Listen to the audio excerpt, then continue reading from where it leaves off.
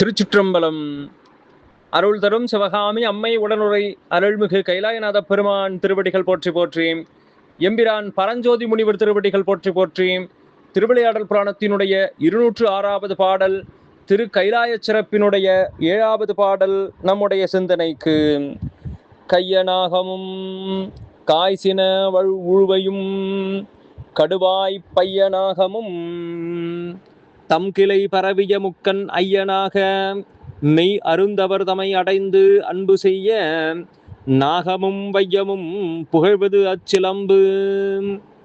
கையனாகமும் துதிக்கையை உடைய பெரிய யானையும் காய்சின உழுவையும் அங்கே கொடும் கோபம் கொண்ட புலியும் கடுவாய் பைய நாகமும் அங்கே நச்சுப்பையை தன்னிடத்தை வைத்திருக்கக்கூடிய நாகப்பாம்பும் தம் கிளை பரவிய முக்கன் ஐயனாக தங்களுடைய முன்னோர்களெல்லாம் வணங்கி வழிபாடு செய்த சிவபெருமானுடைய வடிவமாகவே மெய் அருந்தவர் தமை அடைந்து அன்பு செய்ய அங்கே மெய்த்தவம் மிக்க முனிவர்களை எல்லாம் சென்றடைந்து அன்பு செய்வதால் நாகமும் வையமும் புகழ்வது அச்சிலம்பு.